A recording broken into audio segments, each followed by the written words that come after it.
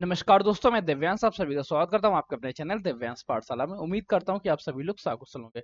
Morning 6 AM current affairs show के साथ मैं आप सभी का विशेष स्वागत करता हूं। आज की सेशन में हम लोग चर्चा करेंगे 21 जनवरी से लेकर 31 जनवरी के मध्य जो भी करंट अफेयर्स के मुख्य क्वेश्चंस रहे जो आपके एग्जाम से पूछे जाने की संभावना है, उन सभी के कवर करेंगे, उन सभी के बारे में चर्चा करेंगे। अगर आपने इससे पहले की कई क्लासेस नहीं ली जिसमें हम लोगों ने जनवरी के बारे में चर्चा की थी 1 से लेके 10 तक और 11 से लेके 20 जनवरी तक के बारे में, तो इस सेशन को कंप्लीट देखने के बाद आप उस सेशन को देख सकते हैं जिनके लिंक आपको डिस्क्रिप्शन में मिल जाएंगे। चलिए आज की क्लास को स्टार्ट करते हैं। आज की क्लास के मुख्य की पॉइंट्स क्या रहेंगे उनके बारे में एक बार देखते हैं। पहली बात तो डिटेल एनालिसिस करेंगे, साथ में इस सभी की आप पीडीएफ नोट्स प्राप्त कर सकते हो और इन सभी के क्विज आप लोगों को क्विज कहाँ होगी, किस तरह होगी, इसके लिए आपको वीडियो को लास्ट तक देखना होगा, सेशन को लाइक करना पड़ेगा। अगर आपने अभी तक सेशन को लाइक नहीं किया तो लाइक कर दीजिए, अपने दोस्तों को शेयर कर दीजिए ताकि उनको पता चल सके किस तरह की सेशन क्लासेस चल रही हैं, और चैनल को सब्सक्राइब जरूर करिएगा। और हाँ, इसके साथ और इम्पोर्टेंट क्वेश्चन, हर एक क्वेश्चन के साथ आप लोगों को 2 सेकंड का टाइम मिलेगा क्वेश्चन पढ़ने के बाद, जिसमें आप लोग क्वेश्चंस को कमेंट कर सकते हैं। कमेंट करने से ये रहेगा कि आप अपने मार्क्स देखेंगे कि आपका क्या सिलेक्शन चल रहा है, आप कितनी तैयारी कर रहे हैं। तो चलिए आज पहले क्वेश्चन के बारे में चर्चा करते हैं। पहला क्वेश्चन क्या है, भारत की सबसे बड़ी ड्राई डॉक का उद्घाटन कहाँ किया गया। अब ड्राई डॉक है क्या? ड्राई डॉक का मतलब है कि वह स्थान जहाँ पे जहाजों का निर्माण किया जाता है एवं जहाजों का रख रखाव किया जाता है। सबसे बड़े जहाजरानी अर्थात सबसे बड़े जहाज निर्माण एवं रख रखाव केंद्र का ये नाम आपको बताना है। 4 ऑप्शन आपको दिए गए हैं। Hindustan Shipyard Limited, Cochin Shipyard Limited, Mazagon Dock Shipyard Limited, Goa Dock Shipyard Limited. 2 second का टाइम दिया गया था, आप लोगों के समय पूर्ण हो चुके हैं। इसका सही जवाब रहेगा कोचिन शिपयार्ड। अगर आपने ये ऑप्शन लगाया तो खुद को दे दीजिएगा पॉजिटिव 1 मार्क, ये नहीं लगाया तो खुद को नेगेटिव 1 मार्क रख लीजिएगा। फिर अब नेक्स्ट क्वेश्चन के बारे में देखते हैं। अगला क्वेश्चन क्या? अगला क्वेश्चन है 19वें नाम शिखर सम्मेलन का मेजबानी किस देश से में था, किस देश में किया गया। अब सबसे पहले तो नाम, आपको नाम से कंफ्यूजन हो जाएगा, ये नाम है क्या? नाम का फुल फॉर्म है नॉन एलाइज्ड मूवमेंट, नॉन एलाइज्ड मूवमेंट। और हिंदी के बारे में चर्चा करें, हिंदी में इसको हम लोग बोलते हैं गुट निरपेक्ष आंदोलन। गुट निरपेक्ष आंदोलन। अब ये गुट निरपेक्ष आंदोलन का 19वां जो मेजबानी देश थी वो कहाँ पे हुई है, तो उसका नाम आप लोगों को बताना है। याद रखिएगा यह 19वां, सॉरी आपको अभी मैं 2 सेकंड का टाइम देता हूँ, 2 सेकंड बाद आप लोग बताइए। ये जो 19वां था ये युगांडा में होती है, ठीक है। अब युगांडा के राष्ट्रपति जी ने इसके सम्मेलन में मुख्य भूमिका अदा की होगी। इसका आम क्या था? साझा वैश्विक समृद्धि में सहयोग करना। याद रखिएगा इसका जो उद्देश्य था वो था साझा वैश्विक समृद्धि में सहयोग देना, ठीक है। साझा वैश्विक समृद्धि में सहयोग देना। अब हम लोग नेक्स्ट क्वेश्चन के बारे में आते हैं। अगला क्वेश्चन क्या? अगला क्वेश्चन देगा, ये एक बार कमेंट पढ़ लीजिएगा। इसकी यहाँ जो थीम थी साझा वैश्विक समृद्धि के लिए सहयोग को गहरा करना, विषय पर कंपाला युगांडा में आयोजित किया गया था। अगला क्वेश्चन देखिए, ब्रांड फाइनेंस 2024 के अनुसार निम्नलिखित में से कौन सी कंपनी विश्व स्तर पे सबसे मूल्यवान ब्रांड बनती है। अब आपके बारे में ब्रांड फाइनेंस 2024 की संकल्पना प्रस्तुत की गई और इसमें बताना है सबसे मूल्यवान ब्रांड कौन सा है। 4 आपको ऑप्शन दिए गए हैं, अमेजन, एप्पल, माइक्रोसॉफ्ट और गूगल। आप लोगों के पास 2 सेकंड का टाइम है, तो याद रखिएगा जो सबसे मूल्यवान कंपनी है उसका इस समय था 219 बिलियन डॉलर धनराशि थी। 219 बिलियन डॉलर थे और 219 बिलियन डॉलर के साथ एप्पल सबसे मान रहे, इसलिए एप्पल का नाम याद रखिएगा। आप लोगों की इच्छा हो तो आप लोग एक एक एप्पल गिफ्ट कर सकते हैं, एप्पल गिफ्ट करने की जरूरत नहीं है। आप लोग सिर्फ और सिर्फ वीडियो को लाइक करके दूसरों का शेयर कर दीजिएगा, बाकी मैं खुद ही ले लूंगा, ठीक है। 219 बिलियन डॉलर की धनराशि के साथ विश्व की सबसे बड़ी सबसे ज्यादा मूल्यवान ब्रांड कौन सा रहा? एप्पल। अगला क्वेश्चन देखते हैं। अगला क्वेश्चन है इंडिया इंटरनेशनल साइंस फेस्टिवल 2023 का आयोजन कहाँ किया था। अब आपके मन में आएगा 2023 का क्वेश्चन अपने ऊपर जा रहा है, याद रखिएगा। इसका आयोजन हुआ था 17 जनवरी से लेके 17 जनवरी से प्रारंभ हुआ और 21 जनवरी तक इसका आयोजन चला था। इसका आयोजन हुआ कहाँ? इसका उद्देश्य क्या है? इसका उद्देश्य है वैज्ञानिक स्वभाव को बढ़ावा देना, ताकि प्रत्येक व्यक्ति वैज्ञानिक बन सके और अपनी एक जो वैज्ञानिक सोच है उसके साथ जीवन यापन कर सके। वैज्ञानिक स्वभाव को बढ़ावा देना, वैज्ञानिक स्वभाव को बढ़ावा देना इसका उद्देश्य है। वैसे मेरी राइटिंग बहुत ज़्यादा अच्छी है, आप लोग इसकी तारीफ कर सकते हैं, कमेंट में कर दीजिएगा। जो IISF मतलब इंडिया इंटरनेशनल साइंस फेस्ट 2023 था, इसका उद्घाटन फरीदाबाद में हुआ, ठीक है। हुआ कहाँ पे? फरीदाबाद में। का उद्देश्य क्या है? वैज्ञानिक स्वभाव को बढ़ावा देना। अगला क्वेश्चन देखते हैं, ये देख लीजिए एक बार इमेज के बारे में। Ninth India international science festival ISF 2023 के बारे में। अगला है, हाल ही में किस शहर में डॉक्टर अंबेडकर की या भीमराव अंबेडकर जी की विश्व की सबसे ऊंची प्रतिमा स्टैचू ऑफ सोशल जस्टिस की स्थापित की? आपसे इसमें दो क्वेश्चन कंफर्म हो गए। पहला क्वेश्चन क्या है? पहला क्वेश्चन है कि पहला क्वेश्चन है विश्व की सबसे ऊंची प्रतिमा स्टैचू ऑफ सोशल जस्टिस को भी है किसकी? डॉक्टर अंबेडकर जी की विश्व की सबसे ऊंची प्रतिमा। ये याद रखिए, भारत की सबसे ऊंची प्रतिमा है, विश्व की सबसे ऊंची प्रतिमा नहीं है ये। स्टैचू ऑफ सोशल जस्टिस की स्थापना कहाँ पर हुई? याद रखिएगा, विजयवाड़ा आंध्र प्रदेश में। विजयवाड़ा आंध्र प्रदेश में। और इसकी हाइट क्या है? आंध्र प्रदेश में हाइट याद रखिएगा, इसकी हाइट है 125 फीट। अब आपके मन में दो क्वेश्चन कंफर्म हुए। पहले, स्टैचू ऑफ सोशल जस्टिस की हाइट कितनी है? 125 फीट। है कहाँ पे? विजयवाड़ा आंध्र प्रदेश में। तीसरा, यह है किससे संबंधित? डॉक्टर भीमराव अंबेडकर जी से संबंधित। ठीक, कंफर्म। अब हम लोग अगला क्वेश्चन देखते हैं। नेक्स्ट क्वेश्चन ऐसे एक बार देख लीजिए। अगला क्वेश्चन है, अयोध्या के राम मंदिर के गर्भगृह में स्थापित रामलला की मूर्ति के मूर्तिकार कौन है? जो रामलला जी की मूर्ति है उसके मूर्तिकार का नाम आप लोगों को बताना है, वो भी कौन से? गर्भगृह की मूर्ति के बारे में। तो याद रखिएगा, अरुण योगीराज इनका नाम है, जो मैसूर कर्नाटक के निवासी हैं। मैसूर कर्नाटक के निवासी हैं। और इससे संबंधित दो क्वेश्चन और याद रखिएगा। ये जो गर्भगृह में मूर्ति है, ये मूर्ति शालीग्राम पर्वत पत्थर से, शालीग्राम नामक एक पत्थर से बनी हुई है। शालीग्राम पत्थर से बनी हुई है।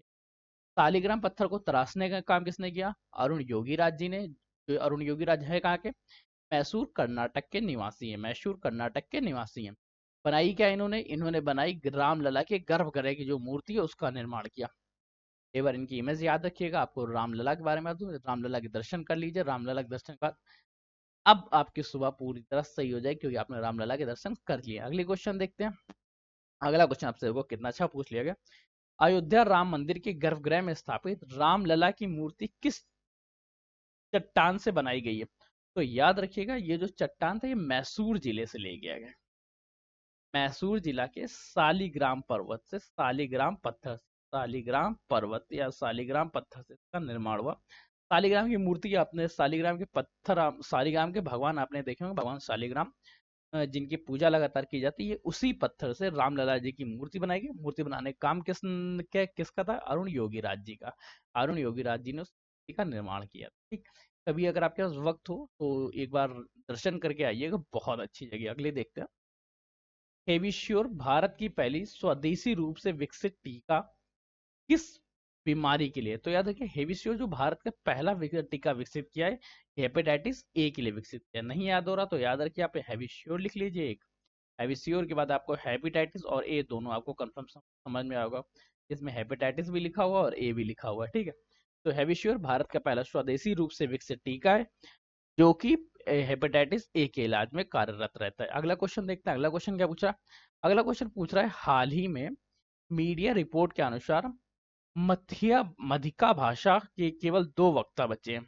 अब वो कहाँ रहते हैं? पहले ध्यान रखिए, ये आपसे दो क्वेश्चन जो बहुत इंपॉर्टेंट हो जाता। सबसे पहले, मधिका भाषा के केवल 2 वक्ता बचे हुए हैं, अर्थात अब इनको अपनी भाषा के संरक्षण की बहुत ज्यादा जरूरत है, वरना ये संरक्षण ये विलुप्त हो जाएगी।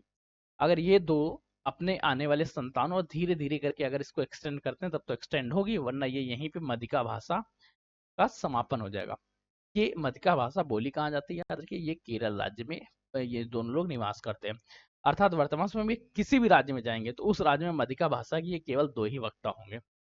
अगला क्वेश्चन देते हैं। अगला क्वेश्चन है, भारत का सबसे बड़ा सीवेट विट्टूरोंग किस नेशनल पार्क में रिकॉर्ड किया गया? देखिए, सीवेट विट्टूरोंग है क्या? एक प्रकार का जानवर का नाम है। देखते हैं जानवर की अगर इमेज लगी होगी तो ठीक, वरना आप अपने दोस्तों के नाम को इमेज कर लीजिएगा, किसी का नाम रख लीजिएगा सीवेट विट्टूरोंग। जो सबसे बड़ा सीवेट विट्टूरोंग है, वो इस बार अभी काजीरंगा राष्ट्रीय उद्यान में देखा गया। अब आप लोग जब कभी राष्ट्रीय उद्यान के नाम आ जाए तो उनका है किस स्थान पे, ये तो तुरंत याद ही रखना, आंख बंद करके आपको याद होना चाहिए। काजीरंगा राष्ट्रीय उद्यान है कहाँ पे? असम में है। जिम कॉर्बेट के बारे में पूछ ले तो जिम कॉर्बेट राष्ट्रीय उद्यान आपका उत्तराखंड में पड़ता है। और पेरियार राष्ट्रीय उद्यान कहाँ पे पड़ता है? ये केरल का पड़ता है। केरल अर्थात पेरियार के बारे में हो जाता है। बांदीपुर कहाँ पड़ता है? बांदीपुर आपका कर्नाटक में पड़ता है। कंफर्म हो गए? 4 क्वेश्चन और कंफर्म हो गए, बाकी डिटेल तो कंफर्म हो ही हुई। अगर सेशन को अच्छा लग रहा हो तो सेशन को लाइक करिए, दोस्तों के साथ शेयर करिए। चैनल पे नए आए तो चैनल को सब्सक्राइब कर लीजिए, क्योंकि आपका एक सब्सक्रिप्शन हमारे लिए मोटिवेशन का कार्य होता है। और उससे अच्छी इंपॉर्टेंट बात, आप सभी लोगों को जो जो आंसर्स आ रहे हैं उन सभी आंसर्स के कमेंट जरूर करने हैं क्या आंसर आ। अगला क्वेश्चन है, प्रधानमंत्री सूर्योदय योजना के तहत कितने घरों को रूफटॉप सोलर मिलेगा। देखिए, जो प्रधानमंत्री रूफटॉप सोलर, इसका एम क्या है? इसका एम है लोगों को सोलर में सब्सिडी देना, ताकि सोलर या सूर्य ऊर्जा से विद्युत ऊर्जा बनाई जा सके और जल विद्युत में कम पड़े, कोयला उत्पादन में कम पड़े, या जितने भी परंपरागत स्रोत हैं उनके उत्पादन में धीरे धीरे कमी लाए, लोग अपने वित्त खुद बना लें। इसी तरह प्रधानमंत्री सूर्योदय योजना का जो रूफटॉप में मिलेगा वो लगभग 1 करोड़ घरों का टारगेट रखा गया है। टारगेट कितने घरों को रखा गया? 1 करोड़ घरों के बारे में अगला क्वेश्चन हम लोग देखते हैं। अगला क्वेश्चन क्या है? आपको प्रधानमंत्री सूर्योदय योजना के तहत मिलने वाले रूफटॉप के बारे में कंप्लीट जानकारी मिल चुकी होगी। अगला क्वेश्चन है, निम्नलिखित में से किसने ऑपरेशन सर्वशक्ति शुरू किया? अब याद रखिए, सर्वशक्ति है क्या? तो ये शक्ति है माता का स्वरूप है। और माता करती क्या है? सभी दुष्टों का नाश करती हैं। अब भारत के परिप्रेक्ष्य में अगर देखें तो भारतीय सेना द्वारा इसको प्रारंभ किया गया, जो सर्वशक्ति से जम्मू कश्मीर के राजौरी और पुंछ क्षेत्र में ये प्रारंभ किया गया। जम्मू कश्मीर के राजौरी और पुंछ क्षेत्र में प्रारंभ किया गया। पुंछ किसके लिए? दुष्टों के लिए। दुष्टों का मतलब क्या है? आतंकवादियों के अगेंस्ट में, ताकि आतंकवादियों का समापन किया जाए, आतंकवादियों के खात्मे हेतु। आतंकवादियों के खात्मे हेतु भारतीय सेना ने ऑपरेशन सर्वशक्ति प्रारंभ किया। ठीक, अगला क्वेश्चन देखते हैं। अगला क्वेश्चन है, भारत सरकार ने किन दो राज्यों में कोयला गैसीकरण संयंत्रों की स्थापना की है? कोयला से गैस बनाई जा रही है, और इन दो राज्यों के नाम याद रखिएगा, क्योंकि यही दो राज्य आपसे लगातार पूछे जाते हैं, एक उड़ीसा और पश्चिम बंगाल में। ये तो एकदम याद रख लीजिएगा। भारत सरकार ने हाल ही में उड़ीसा व पश्चिम बंगाल में कोयला गैसीकरण संयंत्रों की स्थापना की। अगला क्वेश्चन देखते हैं। अगला क्वेश्चन क्या है? अगला क्वेश्चन आपसे पूछा गया, हाल ही में 9 सदस्यीय विजय राघवन समिति ने किस विषय में अपनी रिपोर्ट प्रस्तुत की? आपसे ये क्वेश्चन इस तरह से पूछा जा सकता है, इस तरह से भी पूछा जा सकता है, विजय राघवन समिति किससे संबंधित है। या तो एक दूसरा तरीका है, जो आपको ऑप्शंस अगर आपने सही दिए होंगे तो पता होगा, नहीं दिए हैं तो अब कंप्लीट देखने के बाद आप लोगों को पता चल जाएगा कि दूसरा ऑप्शन क्या है। विजय राघवन समिति निम्नलिखित में से किससे संबंधित? तो याद रखिएगा, ये डीआरडीओ में सुधार हेतु लाई गई। अब आपसे क्वेश्चन इस तरह से भी पूछा जा सकता है, डीआरडीओ में सुधार हेतु निम्नलिखित में से कौन सी समिति बनाई गई? तो विजय राघवन समिति। विजय राघवन समिति कहेगा डीआरडीओ में जो भी अपग्रेडेशन किए जा सकते हैं उनके बारे में सजेशन देगी, और पालन कितने होते हैं वो बाद में, लेकिन अभी समिति बनाएगी तो समिति का कार्य याद रखिएगा। अगला क्वेश्चन है, जनवरी 2024 में आयोजित डेजर्ट नाइट अभ्यास को किन 3 देशों की वायुसेनाओं ने भाग लिया है? याद रखिएगा, जो इस तरह का जो क्वेश्चन पूछा है, जब कभी भी आपसे एक डिफेंस की एक्सरसाइज के बारे में क्वेश्चन आ जाए तो 3 पॉइंट याद रखिए। सबसे पहले, किन देशों के मध्य हुआ? किन देशों के मध्य हुआ? और सेकंड पॉइंट, किस माध्यम में हुआ? किस माध्यम में हुआ? और कभी कभी इनका एरिया या क्षेत्र के बारे में भी पूछा जाता है, किस क्षेत्र में हुआ। अब यह है कौन सा? वायु एक्सरसाइज, अर्थात वायुसेना ने भाग लिया होगा। किन किन देशों के मध्य हुआ? तो याद रखिए, Bharat, USA, UAE, United Arab अमीरात और फ्रांस। क्या ये 3 ऑप्शन कहीं दिए गए हैं? भारत, यूएई और फ्रांस, ये 3 ऑप्शन दिए गए, तो ये 3 वाला ऑप्शन सही हो जाएगा। जिसने यस में लगाया था वो लोग +1 दे दीजिएगा, जिसने नहीं लगाया तो वो खुद को -1 मार्क दे दीजिएगा। अगला क्वेश्चन देते हैं। अगला क्वेश्चन है, नई दिल्ली में 75वें गणतंत्र दिवस के मुख्य अतिथि कौन थे? तो याद रखिएगा, इस समय जब 26 जनवरी सन 2024 की बात थी, 26 जनवरी सन 2024 में मुख्य अतिथि इमैनुअल मैक्रोन बने थे। इमैनुअल मैक्रोन जो फ्रांस के राष्ट्रपति हैं। याद रखिएगा, इस बार भारत के जो मुख्य अतिथि थे वो फ्रांस के राष्ट्रपति थे। फ्रांस के राष्ट्रपति की वजह से आपको नाम भी याद हो गया, बाकी डिटेल भी याद हो गई। अब हम लोग अगला क्वेश्चन देखते हैं। नेक्स्ट क्वेश्चन क्या है? नेक्स्ट क्वेश्चन आपसे पूछा जा रहा है, संयुक्त राष्ट्र अमेरिका में किस राज्य ने पहली बार एक कैदी को नाइट्रोजन गैस सुखाकर फांसी दी? मरना है, पर नाइट्रोजन गैस सूंघते हुए हंसते हंसते मरना है। तो याद रखिए, वो कोलोराडो राज्य है। कोलोराडो राज्य ने एक कैदी को नाइट्रोजन गैस सुंघाकर फांसी की हत्या दी या फांसी की सजा दी। अगला क्वेश्चन देखते हैं। अगला क्वेश्चन क्या पूछा गया? अगला क्वेश्चन आपसे पूछा गया, ग्रैंड स्लैम टेनिस टूर्नामेंट जीतने वाले सबसे उम्र दराज खिलाड़ी कौन बने हैं? तो ये याद रखिएगा, रोहन बोपन्ना, जो 43 वर्षीय हैं, अर्थात 43 ईयर्स के हैं। जब आप लोगों को चलने में दिक्कत हो रही है अभी, जब आप इसके जस्ट हाफ में हैं, ऐसी स्थिति में एक ग्रैंड स्लैम टेनिस टूर्नामेंट जीतते हैं रोहन बोपन्ना जी। तो इनकी इमेज भी याद रखिएगा, इनका नाम याद रखिएगा, और इनके संबंधित सारे के सारे क्वेश्चन आपको याद होना चाहिए। अच्छा, एक दिन हम लोग करते क्या है, मेरी जो पर्सनल इच्छा है कि राम मंदिर को पकड़ते हैं। राम मंदिर जो अयोध्या में बना है, इससे संबंधित जितने भी क्वेश्चंस आपके एग्जाम्स में पूछे जा सकते हैं, या जितने भी क्वेश्चन पूछे जाने की संभावना है, जितने भी वन लाइनर क्वेश्चन बनेंगे, सारे वन लाइनर क्वेश्चन को एक लाइन में एक दिन में कवर कर लेते हैं। अगर आपको ये चीज पसंद आ रही है तो कमेंट करिएगा हैशटैग भगवान राम, हैशटैग राम, या हैशटैग अयोध्या करके आप लोग कमेंट करिएगा। तो चलिए अगले क्वेश्चन देखते हैं। अगला क्वेश्चन क्या है, किस राज्य सरकार ने देश में अपनी तरह पहली सड़क सुरक्षा फोर्स एसएसएफ की स्थापना की है? तो याद रखिएगा, सड़क सुरक्षा फोर्स पंजाब में लोगों को बहुत ज्यादा जरूरत है। याद करने के लिए छोटी छोटी ट्रिकें हैं जो कि मैं आपको नहीं देना चाहता हूँ, वैसे मैंने खुद को याद किया। पंजाब में पी के सड़क पे बहुत चलते हैं, नहीं चल सकते तो क्या बनाया जाएगा, सड़क सुरक्षा फोर्स बनाया जाएगा। सड़क सुरक्षा फोर्स पंजाब की। अगले बारे में नेक्स्ट क्वेश्चन के बारे में देखते हैं। अगला क्वेश्चन क्या है, किस पहली महिला महावत का क्या नाम है जिन्हें पद्मश्री से सम्मानित किया? महावत क्या होते हैं? जो व्यक्ति हाथी चलाता है। अब हाथी चलाने वाली कोई फीमेल है जिनको पद्मश्री से अवार्ड किया गया, तो याद रखिएगा इनका नाम पार्वती बरुआ जी है। पार्वती बरुआ जी जो फीमेल महावत है, और इन्हें इस बार पद्मश्री अवार्ड दिया गया। पद्मश्री अवार्ड के बाद हम लोग देखते हैं भारतीय सेना में सूबेदार का पद पाने वाली पहली भारतीय महिला कौन बनती है? महिला, वो भी सूबेदार का पद पाया प्रीति रजक जी। प्रीति रजक जी ने सूबेदार का पद पाने वाली भारतीय सेना में पहली सूबेदार महिला बनी। अगले क्वेश्चन देखते हैं, भारत में हिम तेंदुओं की स्थिति के अनुसार भारत में वर्तमान समय में कुल कितने हिम तेंदुए बचे हैं? संख्या याद रखिएगा, 718 हिम तेंदुए बने। चलिए, जब आपका ये क्वेश्चन कंप्लीट हो गया तो अब आपके पास एक इंपॉर्टेंट न्यूज जो बहुत ज्यादा है, ये आपको हमेशा प्रदान की जाएगी। जैसे जनवरी मंथ कंप्लीट होगा तो जनवरी के जितने भी इंपॉर्टेंट डेट्स हैं जहाँ अंतरराष्ट्रीय और राष्ट्रीय वर्ष मनाए जाते हैं, उन सभी के बारे में अभी तक जो लोग छोड़ के चले गए उनका बेहद बेहद धन्यवाद, आप यहाँ से छूट जाएंगे। हम लोग ये क्लास लेते हैं, चलिए क्लास को स्टार्ट करते हैं। सबसे पहले 1 जनवरी को बारे में कल्पना करेंगे। 1 जनवरी जब हम लोग बहुत ज्यादा खुश होते हैं, एकदम पार्टी वगैरह कर रहे होते हैं, तो ऐसी स्थिति में हमारे पार्टी करते हुए वैश्विक परिवार दिवस मनाया जाता है। 1 जनवरी को जैसे देश में डीआरडीओ काम करता है एकदम स्ट्रिक्ट रूप से, उसी तरह ही 1 जनवरी को वैश्विक परिवार दिवस, वैश्विक परिवार दिवस, डीआरडीओ दिवस 1 जनवरी। 4 जनवरी को जब पी पा के एकदम मतलब ठीक ठाक रहने के बाद आप कंप्लीट पार्टी कर लेते हैं, पार्टी करने के बाद आप लोगों को कुछ भी नहीं दिख रहा होता है, तो आप थोड़ा थोड़ा ब्रेल भाषा में लिखना सीख। जब आप लोग इतना कुछ करेंगे तो आप लोग घर से निकाल दिए जाएंगे। घर से निकालने के बाद 9 तारीख को आप लोगों को वापसी होगी, अर्थात आप लोगों के लिए मनाया जाएगा 9 जनवरी को प्रवासी भारतीय दिवस। 10 जनवरी को आप हिंदी भाषा में बोलकर अपने युवा होने की 9, ठीक है, फालतू कहानी बना रहा हूँ, कहानी को हटाते हैं, डायरेक्ट याद रखते हैं। 1 जनवरी वैश्विक परिवार दिवस। 1 जनवरी को 2 दिवस मनाए जाते हैं, एक जो इंपॉर्टेंट है वो इंपॉर्टेंट 2 दिवस मनाए जाते हैं, एक वैश्विक परिवार दिवस, दूसरा डीआरडीओ दिवस। 4 जनवरी को विश्व ब्रेल दिवस मनाया जाता है। विश्व ब्रेल दिवस का मतलब क्या है, एक ऐसी लिपि जो नेत्रहीनों के पढ़ने योग्य होती है। 9 जनवरी को भारतीय प्रवासी दिवस मनाया जाता है। 10 जनवरी को विश्व हिंदी दिवस मनाया जाता है।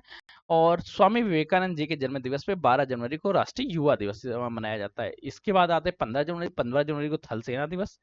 16 जनवरी को स्टार्टअप डे के रूप में मनाया जाता है। 23 जनवरी को सुभाष चंद्र बोस के लिए सुभाष चंद्र बोस की जयंती पे पराक्रम दिवस मनाया जाता है। आपसे लगातार पराक्रम दिवस से रिलेटेड अलग अलग क्वेश्चन पूछे जाएंगे और अलग अलग ऑप्शन दिए जाते हैं, इसलिए याद रखिएगा। पराक्रम दिवस, नेताजी सुभाष चंद्र बोस की जयंती 23 जनवरी को मनाई जाती है। 24 जनवरी को राष्ट्रीय बालिका दिवस। 25 जनवरी को मतदाता दिवस। 28 जनवरी को लाला लाजपत राय की जयंती। और 30 जनवरी को महात्मा गांधी जी की पुण्यतिथि है, जिसको हम लोग शहीद दिवस के रूप में मनाते हैं। और 30 जनवरी को विश्व कुष्ठ दिवस के रूप में भी मनाया जाता है। कंफर्म हुआ? अब हम लोग एक स्टोरी के रूप में देखते हैं, होता क्या है, 1 तारीख को हम लोग पार्टी करते हैं तो परिवार से नहीं मिल पाते हैं, अर्थात विश्व परिवार दिवस।